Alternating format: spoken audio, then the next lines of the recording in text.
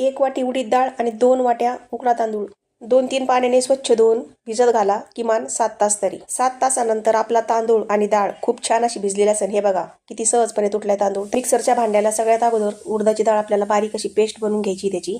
त्याच्यानंतर तांदूळ वाटायचा. तांदूळ वाटण करताना आपल्याला वाटण रवाळ ठेवायचे.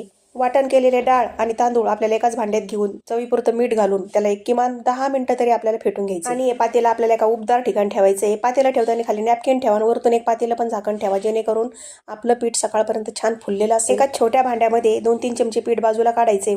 थोडं पाणी घालून ते पीठ पुन्हा फेटून घ्या. उत्तप्पा करण्यासाठी कांदा, कोथिंबीर बारीक चिरून घ्या. लाल मिरची पावडर, बारीक चिरलेली हिरवी मिरची आणि चवीपुरतं मीठ. नॉनस्टिक तवा गरम झाल्यानंतर त्याला तेल लावून घ्या आणि त्याच्यावर हे बॅटर पसरून घ्या. पीठ पसरून झाल्यानंतर त्याच्यावर कांदा, कोथिंबीर, हिरवी मिरची तुम्हाला आवडत असेल तर, नाहीतर स्किप करा.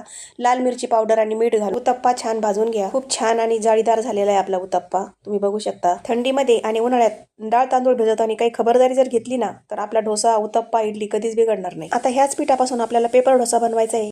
अशा पद्धतीने पीठ पातळ ठेवा आणि तव्यावर ते घालून घ्या आणि हाताच्या साहाय्याने त्याला फिरवून घ्या, जेणेकरून आपला पेपर डोसा एकसारखा पातळ राहील. मध्यम आचेवर आपल्याला पेपर डोसा छान भाजून घ्यायचा आहे. हे बघा, तुम्ही बघू शकता किती पातळ झाला आणि सहजपणे निघलेला आहे. खोबऱ्याच्या चटणीसोबत आणि बटाट्याच्या चटणीसोबत पेपर डोसा खूप छान लागतो. रेसिपी आवडला असेल तर लाईक आणि कमेंट्स करा भाऊ.